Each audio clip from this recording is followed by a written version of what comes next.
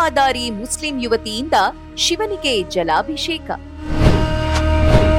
ಕೈಯಲ್ಲಿ ಗಂಗಾಜಲ, ಬಾಯಲ್ಲಿ ಬಂಬಂಬೋಲೆ.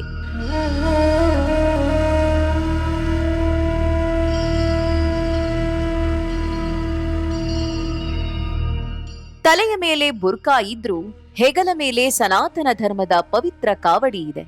ಕೈಯಲ್ಲಿ ಗಂಗಾಜಲ, ಬಾಯಲ್ಲಿ ಬಂಬಂಬೋಲೆ ಎಂಬ ಮಂತ್ರ. ಹೀಗೆ ಮಂತ್ರ ಪಠಣ ಮಾಡುತ್ತಿರುವ ಮುಸ್ಲಿಂ ಮಹಿಳೆ ತಮನ್ನಾ ಮಲಿಕ್. ಈ ದೃಶ್ಯ ಭಕ್ತಿಗೆ ಧರ್ಮದ ಬೇಲಿ ಎಲ್ಲಿ ಎಂದು ಕೇಳುವಂತಿದೆ.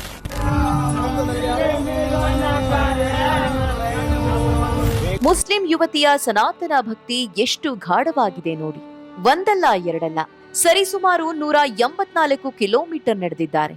ಹರಿದ್ವಾರದಿಂದ ಸಂಬಾಲ್ವರೆಗೆ ಈಕೆ ನಡೆದಿದ್ದು ತನ್ನ ಹರಕೆ ಈಡೇರಿದ್ದಕ್ಕಾಗಿ. ಸಾಕ್ಷಾತ್ ಮಹಾದೇವನಿಗೆ ಕೃತಜ್ಞತೆ ಸಲ್ಲಿಸಲು.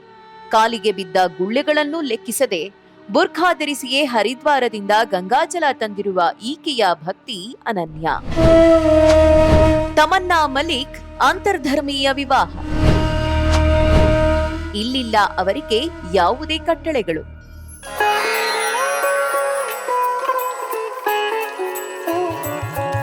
ಅವರ ಮದುವೆಯ ಹರಕೆ ಈಡೇರಿದ್ದಕ್ಕಾಗಿ ಈ ಯಾತ್ರೆ ಕೈಗೊಂಡಿದ್ದಾರಂತೆ.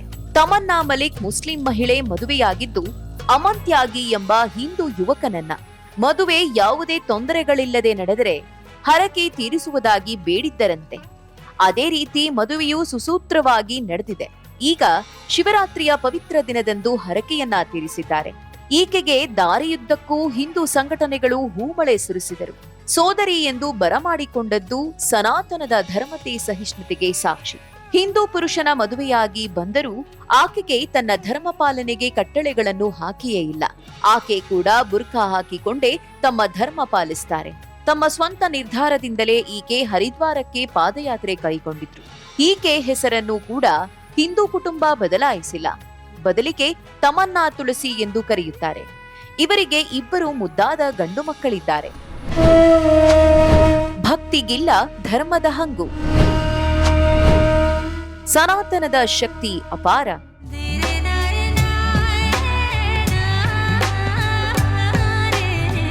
ನನ್ನ ಭಕ್ತಿಗೂ ನನ್ನ ಧರ್ಮಕ್ಕೂ ಸಂಬಂಧವಿಲ್ಲ.